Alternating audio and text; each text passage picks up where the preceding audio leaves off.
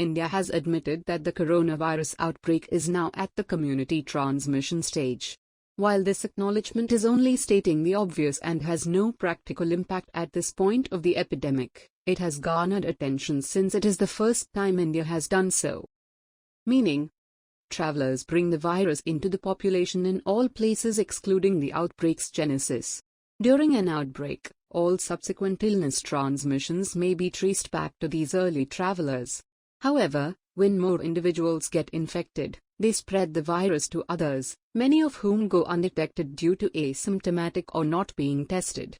Even unreported instances would have spread the illness.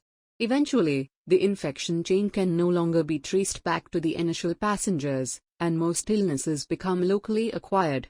This stage of the pandemic is called community transmission. It's a stage when tracing the infection chain or determining who infected whom gets difficult. This affects the choice of epidemic control and response techniques. Community transmission is the ultimate step of epidemic categorization. Prior to community transmission, the WHO has 3 classifications: no active cases, sporadic instances, and cluster of cases. A nation or area has no new active cases if no new cases are found in 28 days. The second group includes cases when all known illnesses in the preceding 2 weeks may be attributed to an imported case. India had previously stated that it was experiencing a cluster of cases of the epidemic. The WHO defines this stage as well-defined clusters of cases not directly connected to imported cases, but linked by time, geographic location, and shared exposures. Even if there are many unidentified cases, the situation is considered low risk. The mode of transmission determines the activities to be done to stop the illness from spreading. Aggressive testing and contact tracing are among the most effective strategies to halt or slow the spread of the disease in the early stages when only sporadic cases are detected.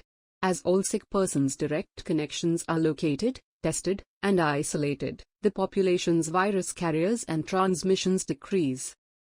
However, such a method may not be effective in slowing down community transmission. In such cases, focusing on measures like hospital management, critical care access, or genetic monitoring is deemed advantageous. The current acknowledgement, made in INSACOG's newest bulletins, reveals nothing new. India reportedly reached the community transmission phase within months after the pandemic's launch in 2020. The rapid spread of the Omicron variant proved that community transmission was taking place. Before Omicron, India could only identify 1 in 30 infections. This ratio would have risen considerably further. At this point of the pandemic, discussing community transmission is mostly academic and unlikely to affect the response measures employed at the national, state, and local levels.